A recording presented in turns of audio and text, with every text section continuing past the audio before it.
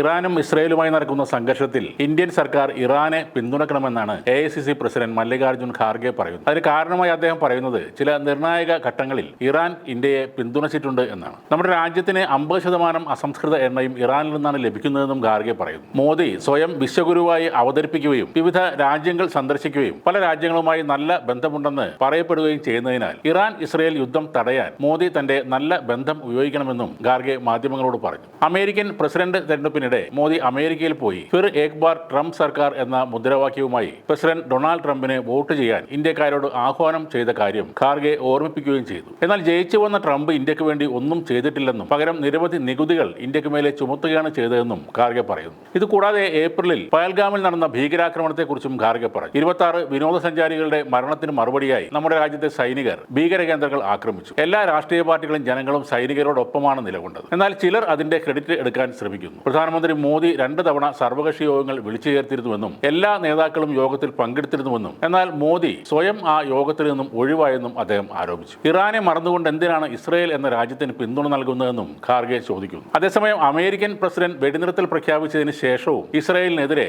ആക്രമണം ശക്തമാക്കുകയാണ് ഇറാൻ. ഇന്ന് രാവിലെ ദക്ഷിണ ഇസ്രയേലി നഗരമായ ബീർഷവയിൽ ഇറാൻ നടത്തിയ മിസൈൽ ആക്രമണത്തിൽ 3 ഇസ്രയേലികൾ കൊല്ലപ്പെട്ടു. കഴിഞ്ഞ 12 ദിവസമായി തുടർന്ന സംഘർഷത്തിൽ അമേരിക്കൻ പ്രസിഡന്റ് ഡൊണാൾഡ് ട്രംപ് വെടിനിർത്തൽ പ്രഖ്യാപിച്ച് മണിക്കൂറുകൾക്ക് ശേഷമാണ് ഇറാൻ വീണ്ടും ആക്രമണം നടത്തിയിരിക്കുന്നത്. ഇറാനിയൻ മിസൈൽ ആക്രമണത്തിൽ റെസിഡൻഷ്യൽ കോംപ്ലക്സ് പൂർണ്ണമായും നശിപ്പിക്കപ്പെടുന്നതിന്റെ വീഡിയോ ബീർഷവയിൽ നിന്നും പുറത്തു വന്നിട്ടുണ്ട്. മിസൈൽ പതിച്ച കെട്ടിടത്തിന് പുറത്ത് കത്തിയ കാറുകളുടെയും മരങ്ങളുടെയും അവശിഷ്ടങ്ങളും കാണാവുന്നതാണ്. ആക്രമണത്തിന്റെ കൃത്യമായ സമയം പറഞ്ഞിട്ടില്ലെങ്കിലും കുറച്ചു മുമ്പ് വിക്ഷേപിച്ച ഇറാനിയൻ മിസൈലുകൾ തടയാൻ ശ്രമിക്കുന്നു എന്ന് ഇസ്രായേൽ സൈന്യം നേരത്തെ പറഞ്ഞിരുന്നു. ഇസ്രായേലിൽ ഉടനീളം നിരവധി പ്രദേശങ്ങളിൽ സൈറണുകൾ മുഴങ്ങിയെന്നും ഇസ്രായേൽ സൈന്യം പുലർച്ചെ 5 മണിയോടെ ടെലിഗ്രാമിൽ പോസ്റ്റ് ചെയ്ത പ്രസ്താവനയിൽ പറയുന്നു. ഇസ്രയേലും ഇറാനും തമ്മിലുള്ള വെടിനിർത്തൽ GMT സമയം ഏകദേശം 4 മണിയോടെ ആരംഭിക്കുമെന്ന് അമേരിക്കൻ പ്രസിഡന്റ് ഡൊണാൾഡ് ട്രംപ് പ്രഖ്യാപിച്ചിരുന്നു. എന്നാൽ ട്രംപിന്റെ ഈ വെടിനിർത്തൽ വാദത്തെ തള്ളി ഇറാൻ ആക്രമണം കൂടുതൽ ശക്തമാക്കിയിരിക്കുകയാണ്.